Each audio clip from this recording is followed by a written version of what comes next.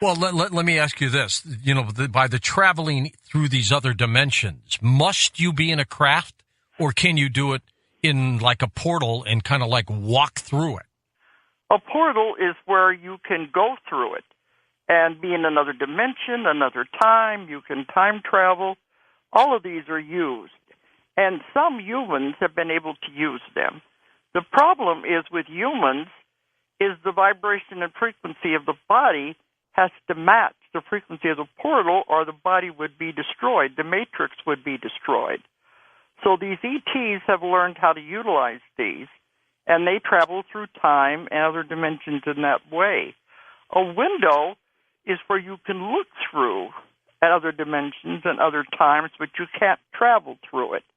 And these are everywhere.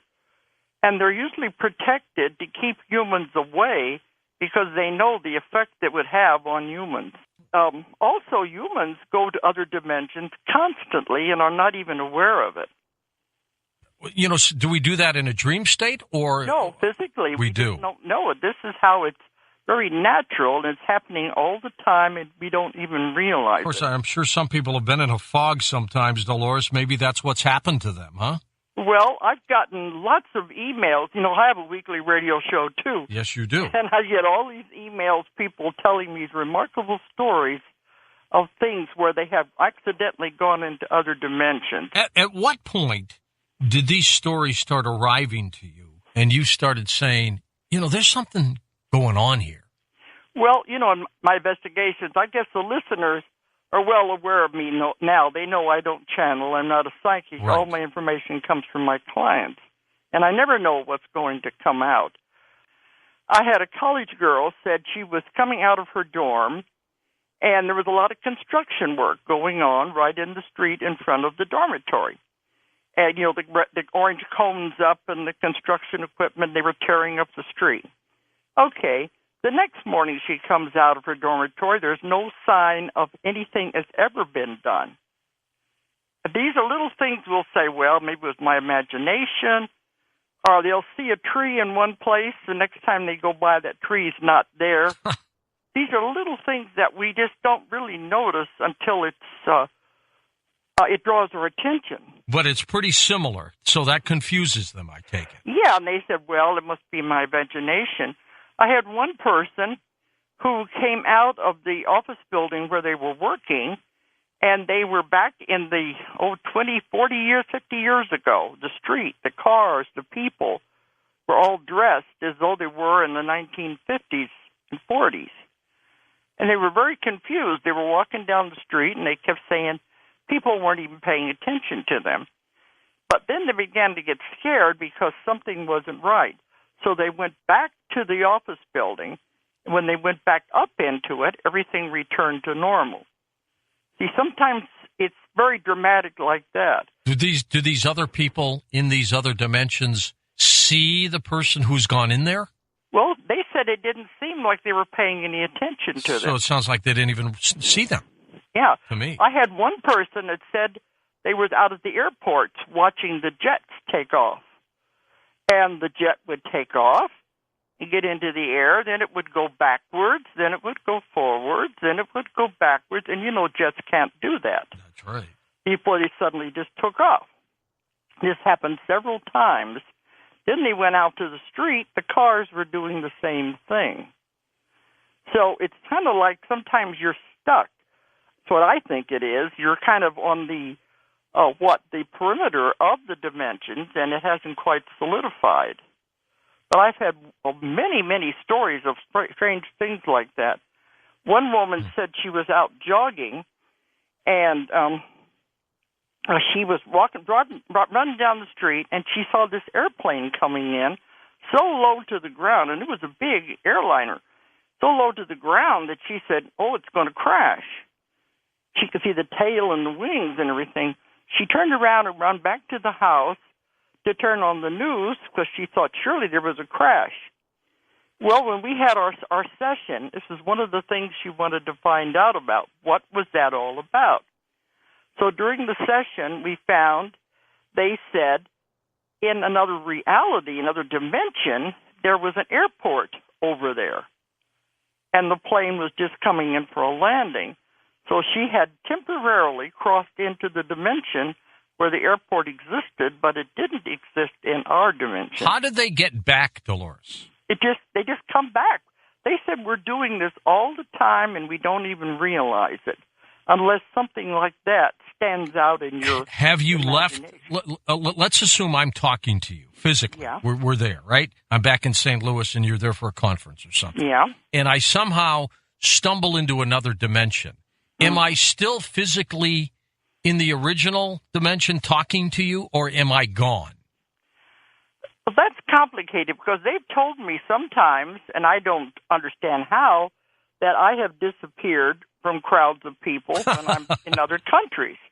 And according to me, I didn't realize there was any difference. But let me tell you a strange one that it deals with this program. All right. It was back when I was doing Art Bell. Okay. Okay. You know, in those days, a lot of times the people didn't like to stay up late, so they had these long playing tapes. That's right. And after one of the shows, I got the letter, and there was these 3 different women. It was in Tennessee, and they always listen to the show.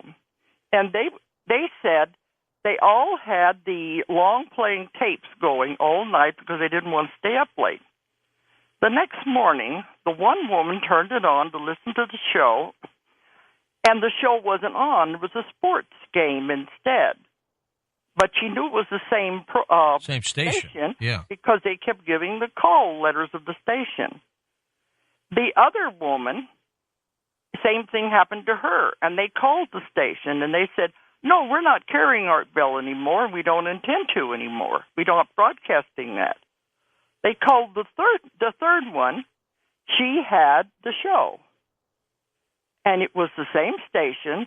One got it, and the others didn't. So in another dimension, they had the show, and another they didn't. Yeah, because they said, we've got to we can prove it to you. We can bring you the tapes. And it was about a couple of weeks later, I was giving a lecture in Tennessee.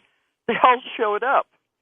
And they said, we had to come and tell you this really happened. That's a and they great were story. older women. There was no reason for them to lie.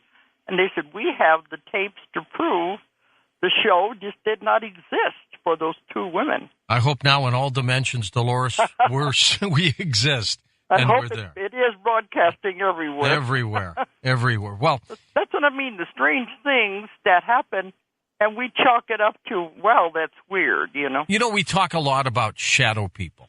I'm always convinced that they've come from another dimension, and they may or may not know that they're here in ours. Is that possible? Yes, I've had many cases with my clients. One said she remembered waking up in the middle of the night, and she could have sworn that her father and her brother were arguing right in the front room. She could hear them loud and clear, but they couldn't have been there. They was in their own house. And when we asked about that, they said she had slipped into another dimension where that was happening. This is what people don't realize. We are existing in many, many places at the same time. Is this something we should be afraid of, Dolores?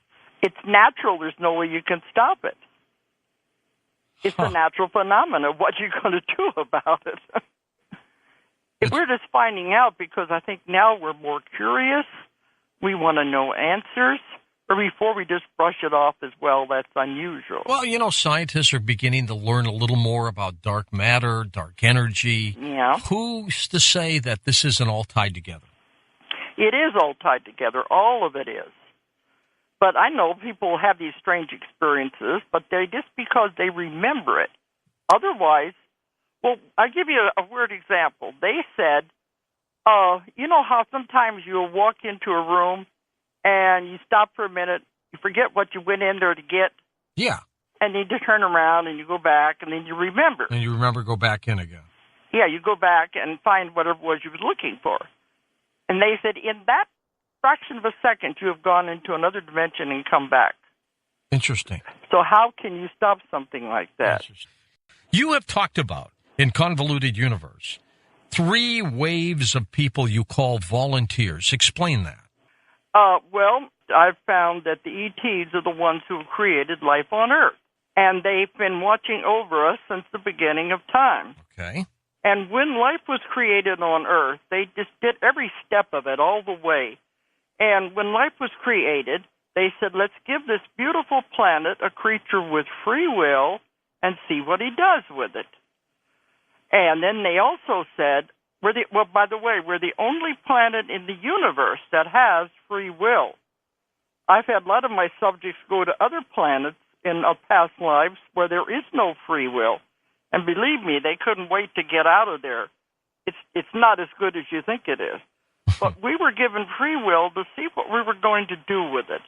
But also there was another directive. It's the Prime Directive.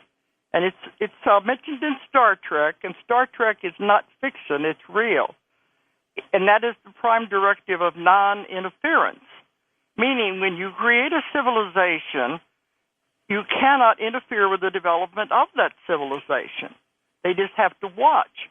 That's why many of the ETs are called the Watchers. They've been watching us from the beginning of time and just shaking their head, what are these silly kids doing now? Yet some people have said, Dolores, if, for example, somebody launched a nuke, they'd get involved. They'd do something. Yes, they've been seen around sites. That's what I'm leading up to. Okay, yeah. Go ahead.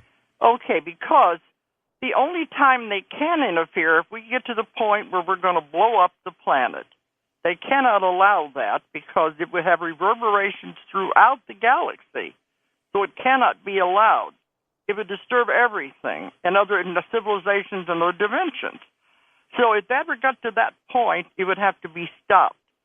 Now, there's been many, many other civilizations down through time where they have had to stop it.